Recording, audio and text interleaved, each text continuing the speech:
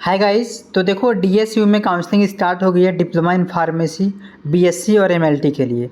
इस वीडियो में हम जानने वाले हैं कि आप लोग जो है कैसे अपना रिपोर्टिंग करोगे, क्या काउंसलिंग का प्रोसीजर होगा और किस तरीके से वहाँ पर एडमिशन होगा।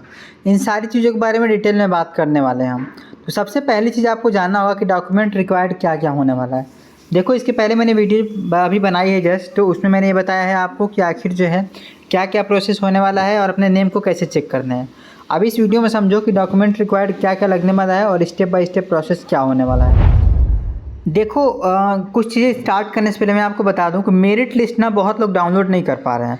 मेरिट लिस्ट जो है काफ़ी सारे स्टूडेंट को प्रॉब्लम आ रही है कि कैसे जो है डाउनलोड करना है, कैसे देखना है।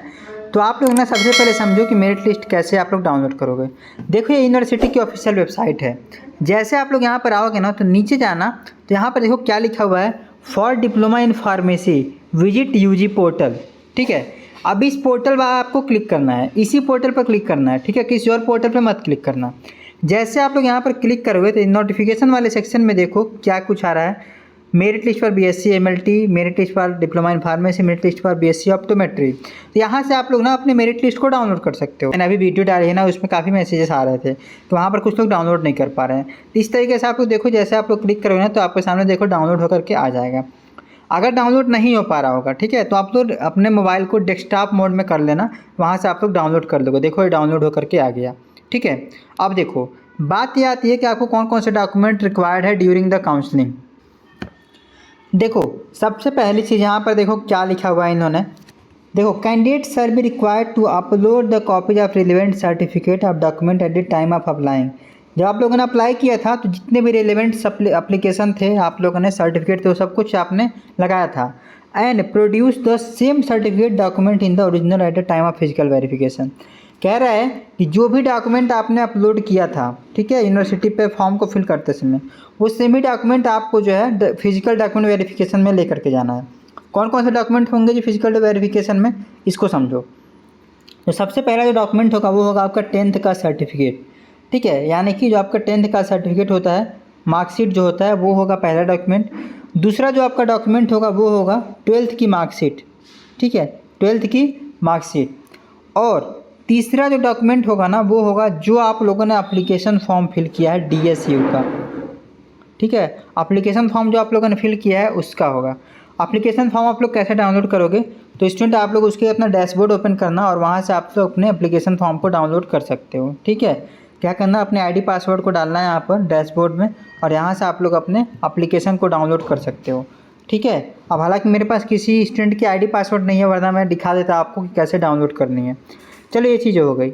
अब अगर आपके पास कोई भी रिलेवेंट सर्टिफिकेट होगा, ठीक है, अगर आपके पास कोई भी रिलेवेंट सर्टिफिकेट होगा, चाहे वो ओबीसी का हो, चाहे वो एससी हो, चाहे एसटी हो, चाहे पीडब्ल्यूडी हो, ठीक है, तो आप लोग जो है उस डॉक्यूमेंट को भी लेकर के जाओगे और वहाँ पर जो है उसको रिपोर्टिंग के टाइम दिखाना होगा आपको।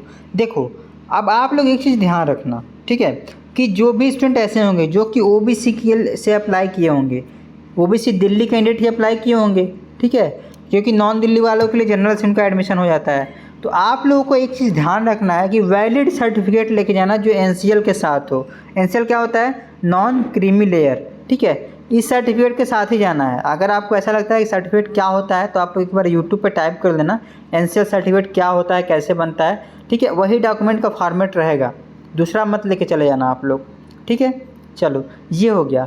आपके पास अगर ईडब्ल्यूएस सर्टिफिकेट है तो उसको लेकर के जाना है। ठीक है, तो आपने क्या क्या अभी तक समझा, देखो ध्यान से ज़रा। पहला आपने समझा कि आपको 10th की जो है मार्कशीट ले जानी है, दूसरा 12th की मार्कशीट ले जानी है, आपका कैटेगरी सर्टिफिकेट ले जाना है। ठीक है, और चौथा मैंने आपको बताया कि आपका एप्लीकेशन फॉर्म जो आपने फिल किया था उसको ले जाना है। उसके साथ आपका आधार कार्ड होना मैंडेटरी है। ठीक है, आधार कार्ड आपका होना मैंडेटरी है।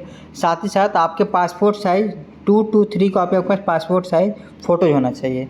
और देखो स्टूडेंट, टाइम सेविंग के लिए आप लोग ना इसका जो है एक एक कॉपी, एटलीस्ट एक कॉपी आप लोग फोटो कॉपी इसका करवा लेना, जिससे कि वहाँ पर कोई अगर दिक्कत हो, चाहे अगर डॉक्यूमेंट सबमिट होना हो तो आपका हो जाए। ठीक है, तो ये सब कुछ डॉक्यूमेंट था। क्या क्या डॉक्यूमेंट मैंने बताया आपको, एक बार आप लोग और समझो, ध्यान से समझना इस बात को। ठीक है, देखो पहला जो मैंने आपको डॉक्यूमेंट बताया वो मैंने बताया 10th की सर्टिफिकेट होना चाहिए। ठीक है, दूसरा 12th का आपका सर्टिफिकेट या मार्कशीट जो भी कह लो वो होना चाहिए। आधार कार्ड होना चाहिए आपके पास। ठीक है, आपके पास जो एप्लीकेशन फॉर्म होना चाहिए जो आपने अप्लाई किया था, ठीक है। उसके बाद से आपके पास जो है पासपोर्ट साइज़ फ़ोटो होना चाहिए।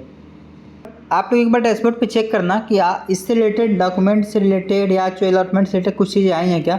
अगर वहाँ पे ऐसा कुछ आया होगा, ठीक है, तो आप लोग उसका भी प्रिंट आउट निकलवा लेना। हो सकता है कि वहाँ पर आया हो कि यू आर सेलेक्टेड या तो you are allotted in the seat, तो इस तरीके से अगर कुछ आया होगा, ठीक है, तो आप लोग जो है उसका भी फ़ोटोकॉपी निकलवा लेना।